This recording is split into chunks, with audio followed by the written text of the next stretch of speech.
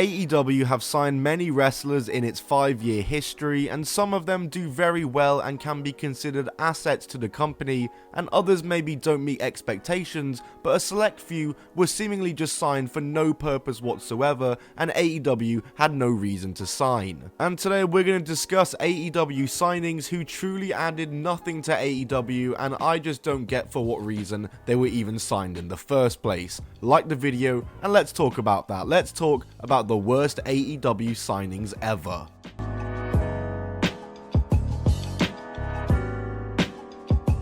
Why on earth did AEW sign Parker Boudreaux? I will truly never understand it. If you don't know who Parker Boudreaux is, he's actually a former WWE talent who didn't last very long there. We'll talk about that in a second. But he came into WWE with a bit of hype behind him, and that's because Parker Boudreaux was a college football standout. But due to concussion problems, he had to call his career early. However, when Paul Heyman became aware of him and likened him to Brock Lesnar due to the two having a striking resemblance, as well as calling him the next big thing, hype behind Parker started to build, and fans figured that Parker Boudreaux may end up in the WWE very soon. He had the Paul Heyman endorsement, he had the exact look and build that WWE love, and WWE had also just entered an era where they were signing more athletes to the company, just like Parker Boudreaux. And sure enough, Parker Boudreaux would sign for the WWE, with reports coming out from February 6, 2021 that he had signed a contract, with AEW also in the race to sign him. And later that month, that report was confirmed, and Parker Boudreaux would report to the WWE Performance Center, and after about 6 months of training in the PC, Parker would make his first appearance on NXT TV on the October 5th, 2021 episode, as he aligned himself with Joe Gacy as his muscle. And he was now under the brand new ring name of Harland, no relation to Erling whatsoever. He was actually originally called Gunnar Harland, which I think is actually a really sicko mode name, but it was reduced to just Harland after a couple of days. He would make his in-ring debut a couple months later in December, defeating Guru Raj, just squashing him, and he continued to squash wrestlers for the next 4 months alongside Joe Gacy. However, out of nowhere, he was released from the WWE on April 29th, 2022. A release that was out of nowhere due to the sheer amount of hype around him before he had signed for the WWE, and for the fact that he had just gotten started and had hardly even done anything in the company. And apparently the reason that WWE fired Parker Boudreaux was that WWE wanted him as a member of the Judgment Day. That was the original plan for him, but after Parker showed no improvement in the ring and apparently had developed a bit of a reputation of that he gets hurt a lot, these plans were scrapped, and WWE ultimately just chose to let him go. Following his WWE release, Parker would return to wrestling to turn up in the MLW Battle Riot in June 2022, back using his real name of Parker Boudreaux, and then soon after, he would start making appearances on AEW Dark. He would become a regular on the show, and he would form the Trustbusters alongside Arya Daivari, Slim J, and Sonny Kiss. Pretty much the most random stable in wrestling history. And he was squashing guys weekly on AEW Dark for months, pretty much just the same as he was doing in NXT. Surprisingly enough though, he gets signed to a full-time contract in August and make his first TV appearance that same month, and it was a puzzling signing given that he was in a jobber stable and nearly exclusive to the Dark brand. But that was going to change seemingly, as Parker Boudreaux would appear on the December 22nd Dynamite episode, where he was revealed as a member of the Mogul affiliate alongside Swerve Strickland, Trench if you remember that guy, and Rick Ross as well. However, this just didn't last long at all, and months later Parker Boudreaux would disappear from the group as the Mogul affiliates merged with the Embassy to form the Mogul Embassy, and he wasn't a part of it. And that was all the way back in April of 2023. His last match was in March of 2023 in a tag match with Swerve Strickland, so it's been over a year since he appeared for AEW, as he was injured with an unknown serious injury in July. He reportedly started training for a return in December though, but who knows if we ever see him in AEW ever again, and if we do, what are they even gonna do with him?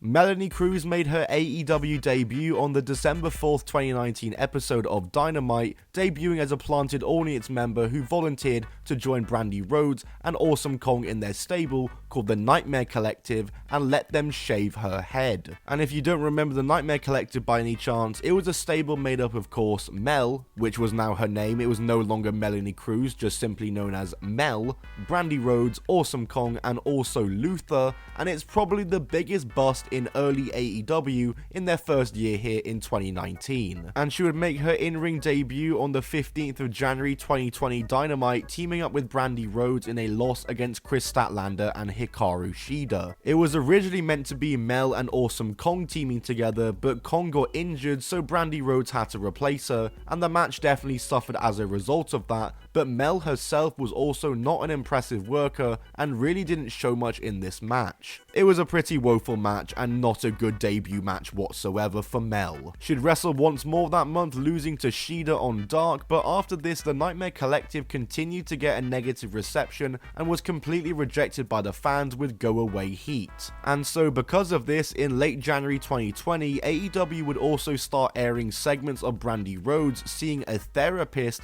and this was done to disband the Nightmare Collective group and return Brandy Rhodes back to a regular character. And so just like that, the Nightmare Collective was finished. They lasted only a couple of months and it was scrapped due to it just being completely rejected by the fans. Mel really got her head shaved just for the group to end a month later. Now that is tough. And without the Nightmare Collective, Mel was left to tread water alone and AEW had no idea what to do with her. Mel would only wrestle occasionally and never on TV, it was always on YouTube. She'd pick up her first win against Kylan King on Dark in May, as well as enter the Women's Deadly Draw Tag Team Tournament where she was paired with Penelope Ford and lost to Ali and former ally Brandy Rhodes. This match of course was on YouTube. She'd get one last victory against Red Velvet on Dark, and after nearly a year of inactivity from AEW after this, she was removed from the roster page in August of 2021. From her AEW debut in December of 2019, she wrestled only 5 times for the company, and I cannot stress enough,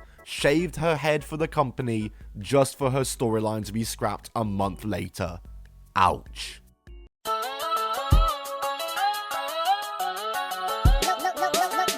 Perhaps the AEW signing that got the most backlash of them all though was the signing of Ric Flair to the company. Ric Flair doesn't need any introduction. He's the former 16-time champ, the longtime veteran and legend, and you'll most likely remember him from all his escapades in the WWE, you know, Evolution and all that. Ric Flair had his retirement match in WWE in 2008 and then his actual retirement match in TNA in 2013 before he had one more match in 2022, and somehow on the October 25th, 2023 Dynamite, he managed to worm his way into AEW. He debuted as a gift to Sting, or something apparently, and he would accompany him and appear with him on TV leading up to Sting's final match. But the reason why Ric Flair's signing caused so much backlash was due to past allegations made against him relating to the plane ride from Hell incident, which were publicized in the 2021 Dark Side of the Ring episode about the incident. But even just removing that and pretending that didn't even happen, this signing is still just so utterly pointless